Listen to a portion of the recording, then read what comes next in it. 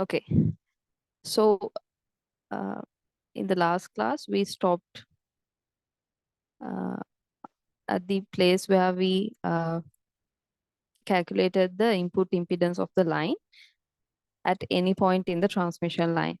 So we are talking about transmission lines that can give power to a certain load which is connected to the end of the transmission line. So in this scenario, depending on the length of the transmission line, the input impedance that we can measure at a certain location is changing.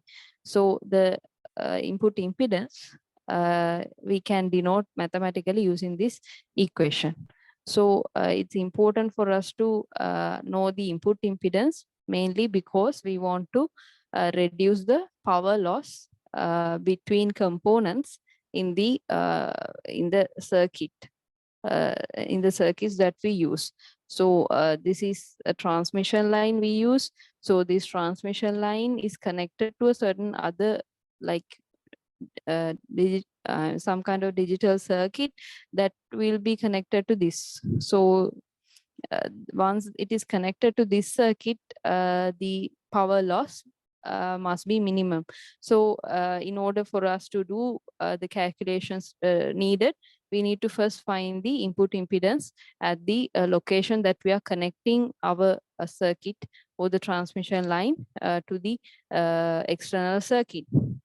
So therefore, first we can use this equation to find the input impedance at any location in the transmission line. So in here, the L length is measured from this point onwards up to the left of the transmission line. So L is a measurement from the load end towards the source end.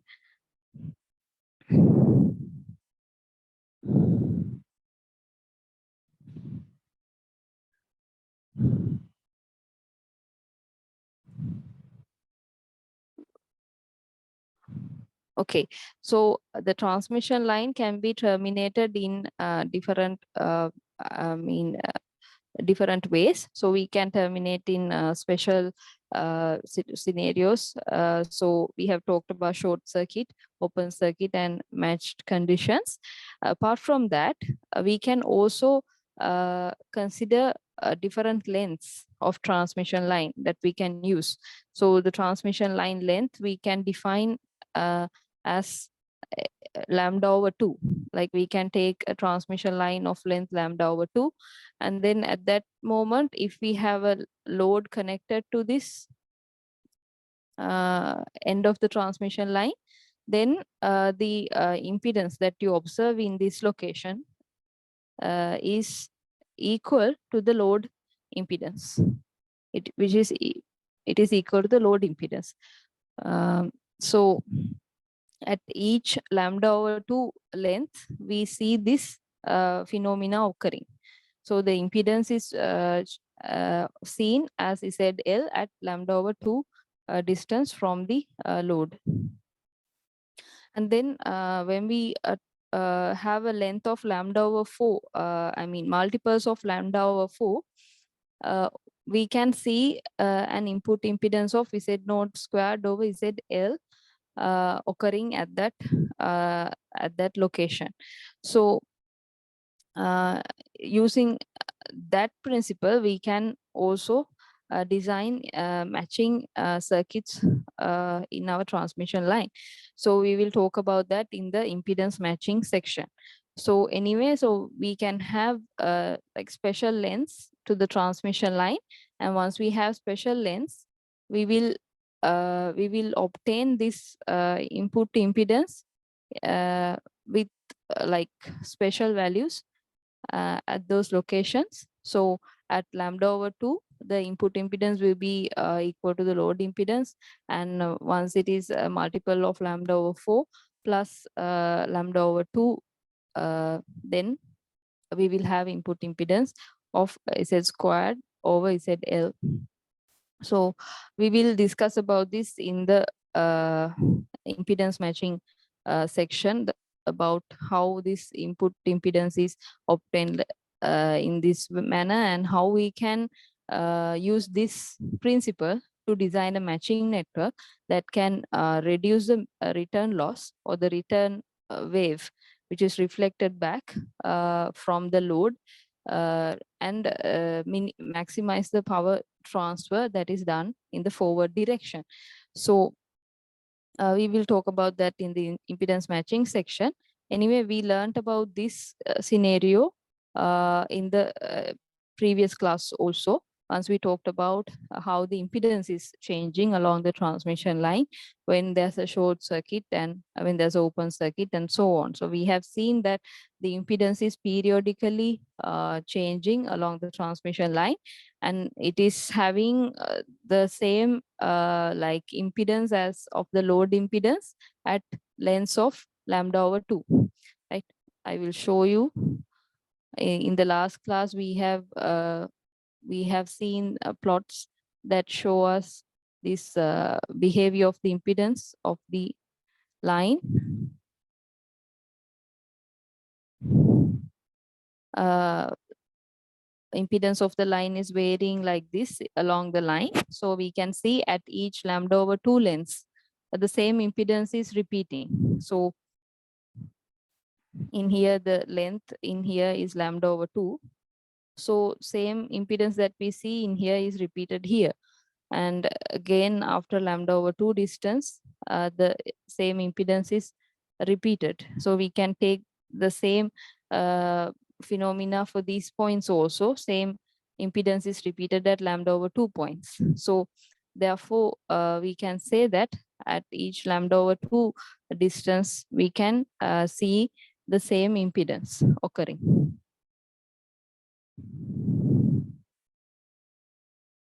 Next, we are going to learn about another important parameter that we are using to do calculations related to transmission lines and other network, network components that we use in microwave communications. So that parameter is known as voltage standing wave ratio.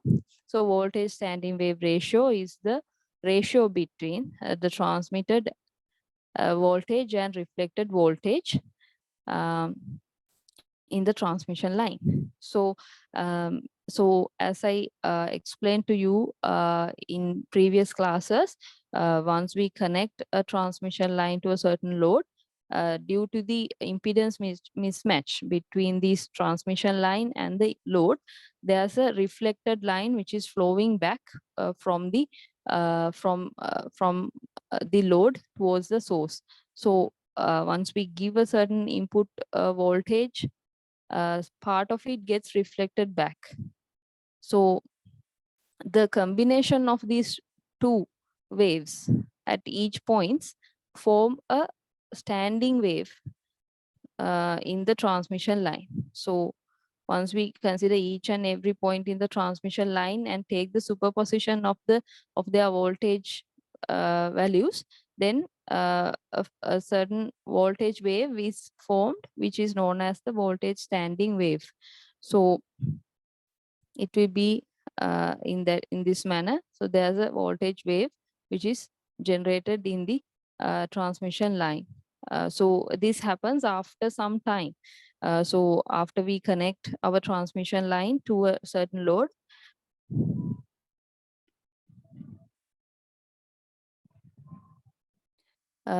this reflection happens from the load, and after some time, once the stabilization happens, the waves stabilize, and they form a standing wave in the transmission line. So there's a standing wave generating after some time when there's stability in the system, and it is the standing wave is formed by the addition of the forward and the reflected waves. So the forward and reflected waves, once they are added, this standing wave is formed. So the standing wave is formed in general, like in this wave-like manner. So the same applies to the current also. So current also is forming a standing wave in the transmission line. So the voltage and currents form standing waves inside the transmission line. If it is a lossless transmission line, both voltage and current waves are the same. So they don't have any phase shift between each other. So since we are considering a lossless transmission line, we can actually take that the same wave is taken as the voltage and current wave. So both voltage and current waves are same in the condition where the lossless transmission line is considered.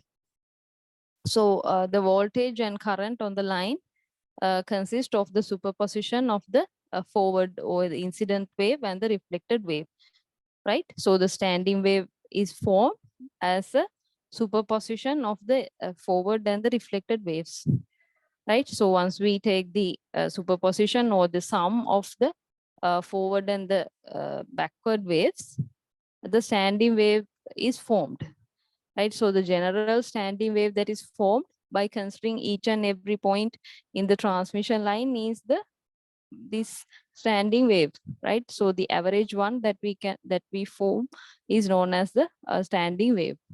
So the standing wave, this voltage standing wave can also be defined using a parameter called standing wave ratio, voltage standing wave ratio.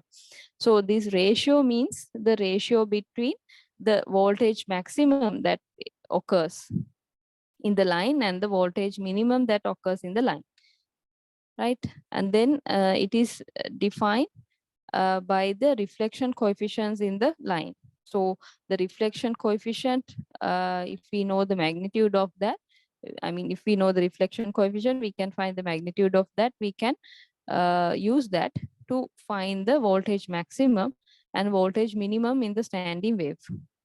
And it is given by 1 plus magnitude of the reflection coefficient divided by 1 minus magnitude of the reflection coefficient. So this ratio we denote as capital S as well.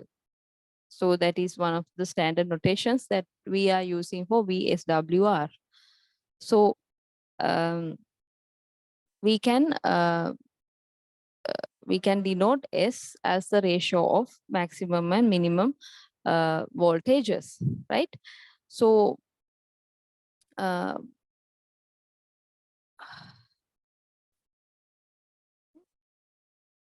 we can define the VSWR value for different scenarios, for the special scenarios such as the matched case or the reflectionless case, no reflection case, right? Matched case and the no reflection case, open circuit case and the short circuit case. So at the no reflection case, the gamma or the reflection coefficient is 0 because there's no reflection. Reflection coefficient gives how much of voltage is reflected back. If there is no reflection, then there's no reflection. That means reflection coefficient is 0. And therefore, in that case, according to the equation, according to this equation, these values are going to be 0. Therefore, the S value is going to be 1. If it is an open circuit scenario, it is going to be a case where we have the reflection coefficient as +1. In that case, we have a situation where we reach S to infinity. S is reaching infinity at that location. And once we take short circuit also, S reaches infinity. So in that case also gamma tau L is going to be -1. So in that case, we have 0 at the denominator. So that is why we are reaching the infinity, right? So we have some finite value on the top, which is 1 plus 1. However, we have 1 minus 1 in the denominator because we are taking the magnitude of the reflection coefficient. So since the magnitude of the reflection coefficient is 1, once we substitute 1 in here, the denominator is going to be equal to 0. So once we divide the value numerator by the denominator, is going to reach infinity. So therefore, open circuit and short circuit conditions yield S equals infinity. So S reaches infinity at that location, at that scenario. So in that case, since we have considered all the extreme scenarios, we can define that S value is changing from +1 to infinity. So the matching, this is the match case. These are the other extreme cases. And then we have the reflection coefficient, which can be between 0 and 1. I mean, the magnitude of reflection coefficient can only be within 0 and 1. We have seen that reflection coefficient, how it varies during these three special scenarios. And we have seen that it can take either a value of 0, +1, or -1. So once we take the magnitude of reflection coefficient, we can say that it only varies from 0 to 1 when we consider only the magnitude. So next, we are going to consider how much of power we can deliver based on the reflection coefficient that is existing in the system, right? So once we have a system that can deliver power to a certain load, right? So when we have a reflection coefficient of some value tau, then uh, some power is getting reflected back. So we need to now find the power that is reflected back, right? And what is the total power that is transmitted to this load. So in order to find that, we can use the the general standard method of finding the average power of that is delivered to a certain load. So once we know the load, we can find the value of energy or power that is delivered to the load. So we can use this equation. So this is actually in the form of uh, like uh, uh, like in the form of complex values. So that is why we are taking the conjugate values of the current. So anyway, one easy method to solve this equation is that we take the phasor domain representation of the voltages and currents. So anyway, average power in the definition is defined as half of VI, right? So in a complex in a circuit where complex voltages and currents are available, we define it as the real value of the V into complex conjugate of current, right? So in a situation where we have voltages and currents in complex form, we take only the real part of that as the average power generated and delivered to the load, right? So imaginary component we are not taking here because we are actually considering about actual power that is delivered to the load, right? So therefore we are taking the real part of the VI product, and we are taking half of it in order to get the average power component or average power value. So in here, once we want to actually compute this, we can easily denote this as a like a phasor domain component, right? So we can use this, uh, we can we can denote the V as a phasor domain component, and we can denote its magnitude and its phase, and we can denote the current in terms of voltage and uh, impedance, and we can denote its phase as well, right? So once we have it, we can use these notations to find the power, right? So we can solve this and we can get the equation, and actually we need to relate this to the reflection coefficient, right? So in order to do that, we need to get the tau value into this equation. So in order to do that, we can refer the previous equations that we have used. So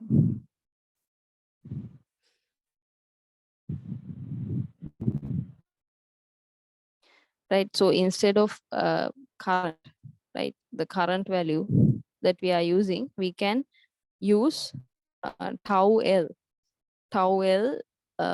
voltage divided by Z naught, right? So this is the like um, reflected voltage actually. That is the reflected voltage.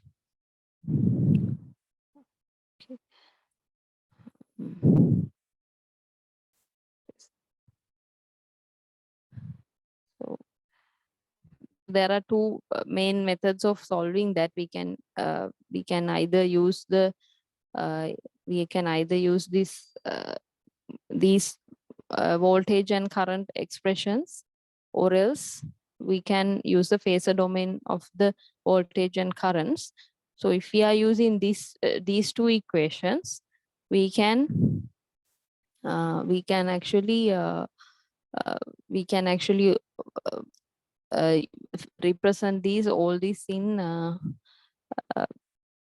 in the form that uh, I have given in here, right? We need to expand, and we need to take the product of the two expressions, voltage and current, and we can get these expressions, and in these expressions, these two terms will be cancelled, and therefore only 1 minus tau squared will be remaining in that case. So once we take out the magnitude of the voltages out, or the voltage components in each of these terms out, then we can get a expression like this, right? So we can end up with this equation as the average power, right? So once we are doing in phasor domain also, you can obtain the same same equation, right? So we can we need to define tau uh, in terms of this uh, I component, right? We need to define the I, or the current component, in terms of voltage. Voltage is at not 10, um, the reflection coefficient. So we can actually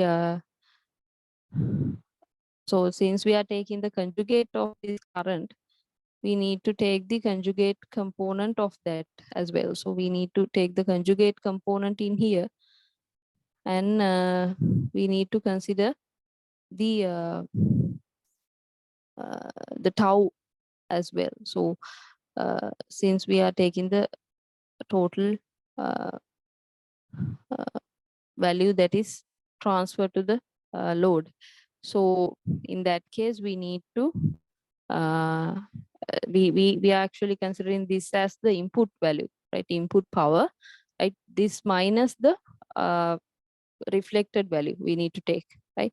So I will write that down. So the total input value will be the half into the voltage into the current.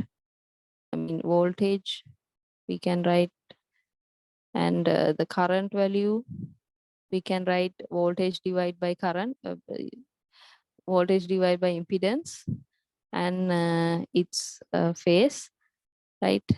That value minus the reflected value, right? This is the input total input power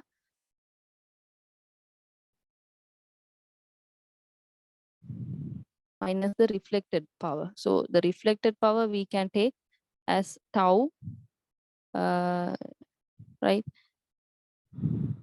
As tau, actually tau squared, it should be tau squared Vz, same expression will be coming, right? So in here I have to take the complex conjugate of the current. So um,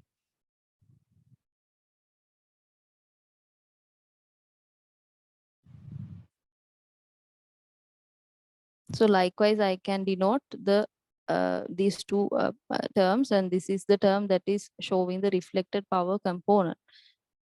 So since I'm taking the conjugate of of this Vz over Z naught into J theta, this Ej theta will be minus in this case. In that case, the E exponential terms will be cancelled. And since these voltage components are only magnitude, their directions will not be changed. And therefore, we will be taking out the uh, voltage values, right? The magnitude of the voltage squared over Z naught. We'll be taking that term out from these expressions, and we will be left over with 1 minus tau squared in here, right? So this is how we can obtain this equation using the phasor domain expressions. So I hope it was clear to you. If you have any questions, please ask, right? I will answer those questions. And so this is the total power that we are delivering to the load, right? So after some part of the power has been reflected, the total power that is delivered to the load is uh, given by this equation, right? What is remaining out of after getting reflected. Apart from that, there's another definition called the insertion loss, which gives us how much of power is remaining after a certain once we give a certain power to the transmission line, what is the amount of remaining power at that location. For example, if we are finding the insertion loss at the load point, at this point, we will be measuring the total amount of remaining power uh, at that location, right? In comparison to the transmitted power, right?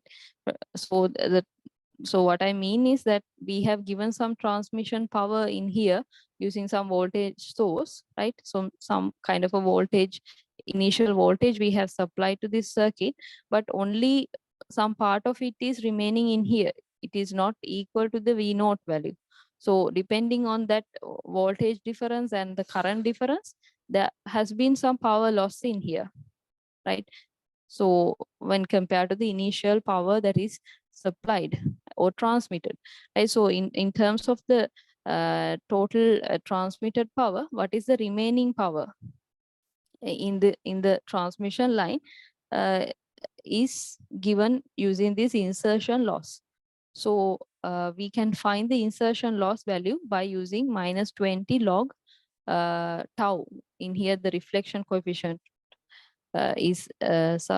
should be used, and it will come in dB, right? It will come in dB values. So once we find in log terms, we can find the dB equivalent of the power that is remaining after a certain length of the transmission line. So we can find the insertion loss at the load. At the load, we can find using this equation when the reflection coefficient at the load is this value, right? So the reflection coefficient at the load, if we know the value, we can substitute here and we can find the insertion loss at the load using that. So this is how the insertion loss can be found. So I hope it is clear to you. So that is all I had to talk to you about the, I mean, lossless transmission lines. After that, actually, I will give you a small assignment to do using MATLAB. I hope you are okay with it. If you're not familiar with MATLAB, it's totally fine. I want you to get accustomed to using MATLAB and accustomed to write equations and plot graphs using MATLAB. So that is the main objective of that assignment. So I will explain to that you about that in the next lecture.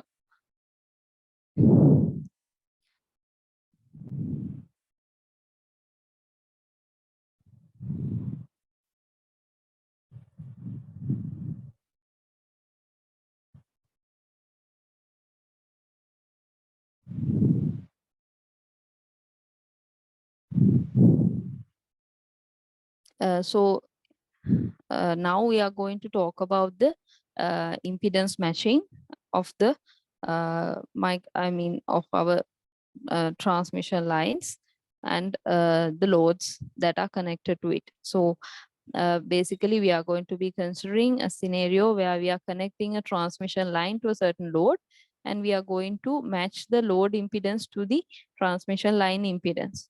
We can do that using certain methods. So we are going to be talking mainly about two techniques: quarter wave transformer and stub matching, right? So these there are basically two methods, that we will be discussing. Those are stub matching and quarter wave transformer. So uh, we can actually using impedance matching, we can minimize the reflections of the waves. That means like we can minimize the reflection of the power that we supply to the transmission line, and we can maximize the power that is transferred to the load. So we can actually get more output from the load once we give more power to the load, or once we give the necessary power to the load, right? So the load requires some power to function. So therefore we need to give that specific power to the load. So therefore in order to meet that requirement, we need to make sure that our transmission line is supplying that power.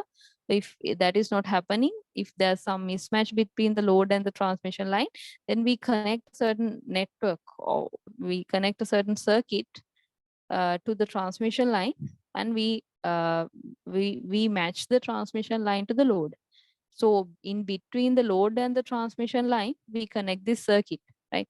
We connect a circuit in between the transmission line and the load, right? So we connect a certain circuit. So we will be learning about what is that circuit and how to design that circuit. So first we have the transmission line, quarter wave transmission line, right? So quarter wave transmission line, actually quarter wave transformer is also a transmission line, but with a certain different characteristic impedance. So it is a quarter wave, it is a transmission line of length lambda over 4.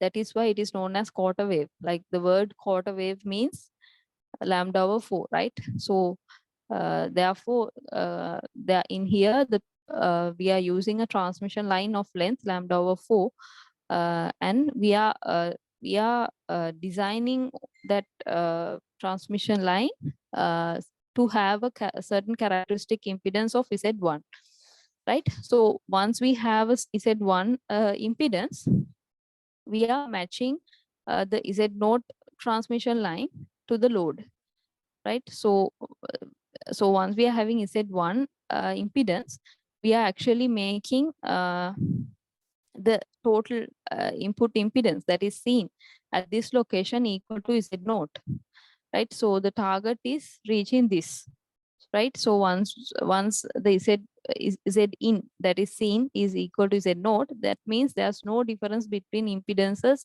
in the transmission line and the circuit and the quarter wave transformer here, right? So after taking even the impedance effect, the load impedance effect, if the input impedance seen in here is Z0, then it is completely matched with the transmission line, right? The transmission line is having Z0 impedance, let's say it is 50 ohms, then the input impedance that we see in here after we connect the quarter wave transformer, if that is if that is also designed to be 50 ohms, then both are 50 ohms. There's no difference in impedance. Therefore, there's no difference, impedance difference. Therefore, there's no power loss. So therefore, we want to make the Z in equal to 50 ohm, right? So therefore, if we want to do like that, we can follow a certain, calculations to find out how to define the value of Z1, right? So Z1 can be calculated using this equation. So we need to know how this equation was derived, right? So first we can actually take this equation, right? We can take this equation to find the Z in of this quarter wave transformer, right? So let's assume the quarter wave transformer is having a characteristic impedance of Z1. right? So if that is the case, we can write the Z in value in terms of its characteristic impedance and its load value, right? If its characteristic impedance is Z1, we will put, instead of Z0, we will put Z1, and then ZL plus J Z1 tan beta L, right? Tan beta L is what? Now beta L we know, beta L we can write as beta L we can write as beta L equals 2 phi over lambda into lambda over 4. Lambda over 4 is because we are considering a line of length lambda over 4, and therefore we are left with phi over 2. So tan phi over 2 is, the value is infinity, right? So we can actually put this as tan beta L, right, without writing infinity there, because we cannot do calculations with infinity, right? We need to remove the presence of infinity. In order to remove it, we are going to divide all the terms by tan beta L, right? So once we are dividing all the terms by tan beta L, then we are substituting infinity after that, right? So after doing all that, we are left with, I mean, only the components Z1 into JZ1 divided by JZL, right? So if you are not familiar with that, let me know, right? So we are left with this equation. So why am I saying like that, right? So once we are dividing by infinity all these terms, right? If we are dividing by infinity in here, this term will be 0, right? And then Z0 term will be 0. Since I removed the tan beta L from these terms will be not having the tan beta L term. Therefore, they will be only be as single terms. So they will be remaining in the calculation after substituting infinity. So therefore, we will be remaining with this JZ1 squared over JZL. So since J is common to both numerator and denominator, we can cancel out the presence of J. And then we can remain with Z1 squared over ZL. Now that will be the Z in of the circuit, right? So since we want to make the Z in equal to Z naught, now we going to do Z naught equals Z1 squared over ZL, right? So once we do that, we can see that we can get a square root of Z naught ZL in here in order to get Z, I mean the Z in equal to Z naught, right? I hope it is clear to you. I will explain to you again, right?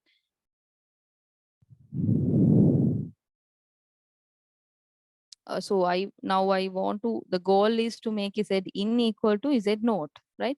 So I have found that Z in is equal to Z1 squared over ZL, right? So Z1 squared over ZL, right?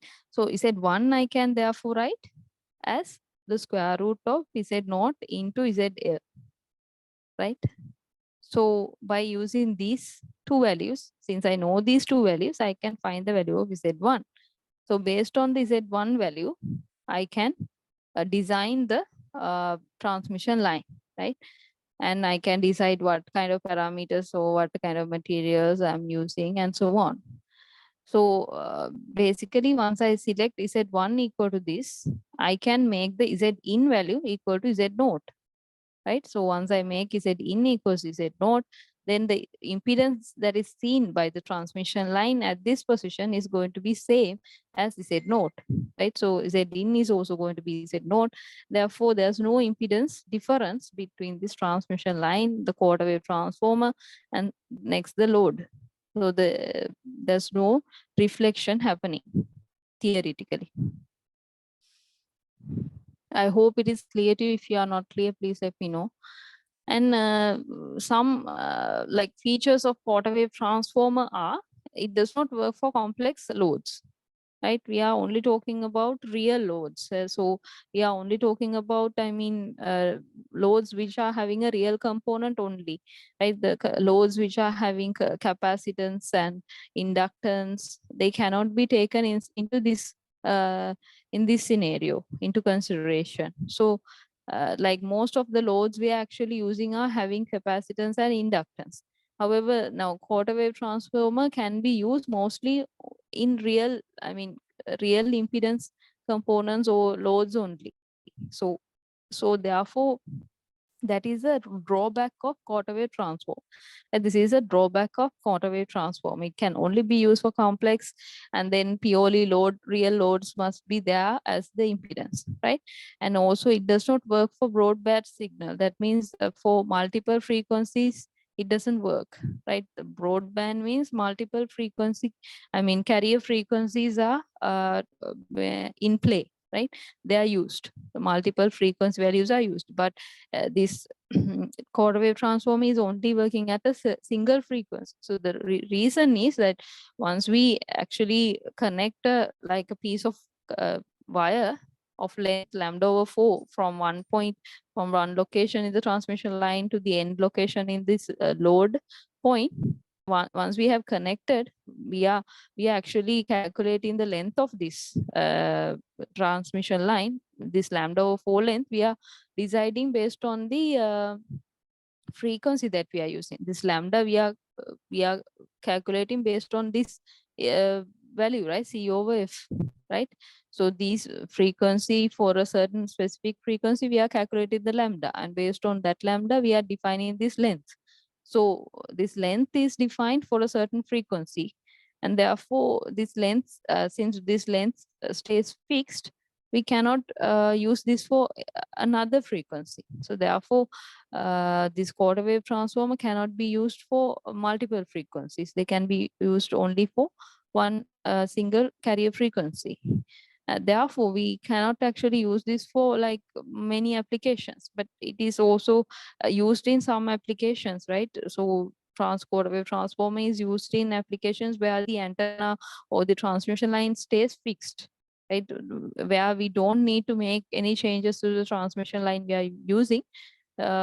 We can actually use a quarter wave transformer there, right? Apart from that, in cases where we have different loads, like the loads changing all the time, and also like the load being not pure, in those cases, and once we have broadband communication, so in those cases we can use Smith chart to match the line to the load by doing some calculations in the Smith chart and finding the best place to do a stub matching, right? So we can use stub matching technique as a solution to the quarter wave transformer drawbacks. So we learned about the Smith chart a little bit in the last class. Also, I will explain a little bit.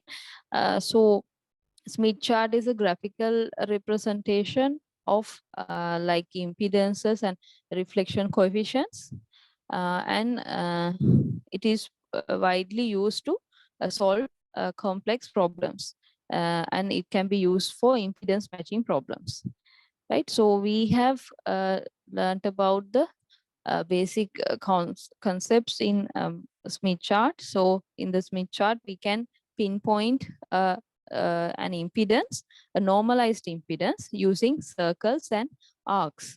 So the circles are used to denote the real part of the normalized impedance.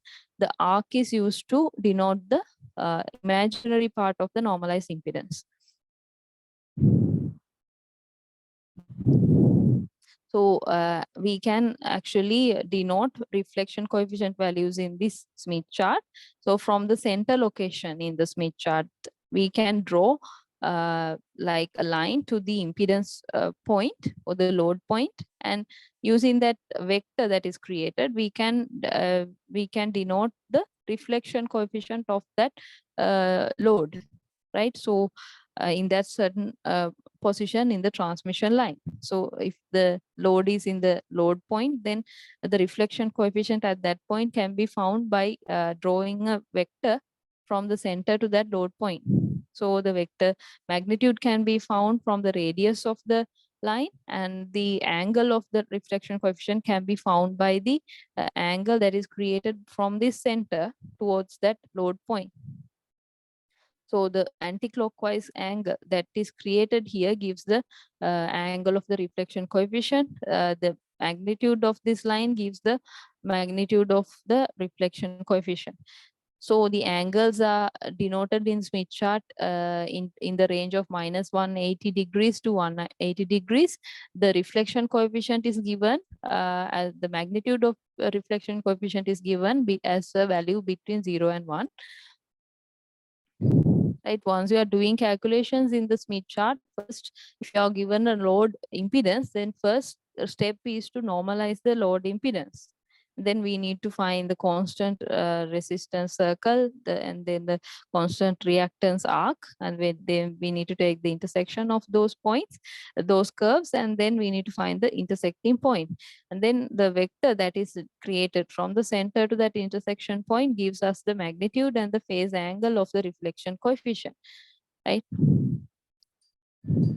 Then we have actually looked at how we can denote the reflection coefficient using the vector that we can create, and also how we can find the angles using the scales and so on. So once we want to actually measure reflection coefficient quantities at another location apart from the load point, we can move along the transmission line in the direction of the in the direction of the generator, along the like anti clockwise direction, right? So in the scale, in the Smith chart, we can see that there's a scale that is shown in there. So it shows that once you move in the clockwise direction, right, in the clockwise direction, once you move, you are going towards the generator, right? So therefore, if we want to move from the load point in the transmission line to the source end, this direction, then we can actually go from the load point to the source in the like clockwise direction. So we can go into this direction by going in the clockwise direction in this Smith chart. So suppose we have a load in this position. If we want to go like a length of 0.18 lambda, then we need to mark the like position in here. There could be some value in here in terms of lambda.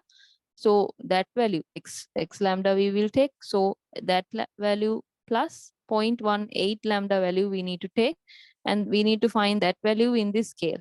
So once you go to that value, you can find the total distance that you need to travel. We can find the total distance we have traveled by taking the value in here, y lambda, and we can so anyway, we know the distance that we have traveled is 0.18 lambda, right? So we know the difference between them. Anyway, we can find this point, and then we can draw the line from the center to this location, and we can find the impedance or the input impedance seen at the transmission line at that location using this point. So once we actually we read this impedance value, there could be some value R1 plus JX1 value that gives us the impedance that we can see in this location. So so this distance is 0.18 lambda, right? So this impedance value we can directly read from this point in this Smith chart. One thing is that once you read this value, you need to multiply it by the characteristic impedance value, and then only we can get the exact impedance that we can see in the transmission line. So rather without, if you don't multiply by Z naught, you will only be having the normalized impedance value, right? So another important thing that we need to know in the Smith chart is that there are like 2 points, two special points in the Smith chart. So in the Smith chart, in the location where we have the impedance is 0 in here, right? Impedance is 0 in here, Z is 0 in here, Z is infinity in the other corner, right? In the other corner, impedance is infinity.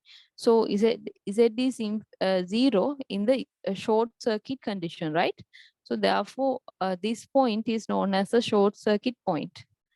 Short circuit point of the, I mean, this location at the far end shows the short circuit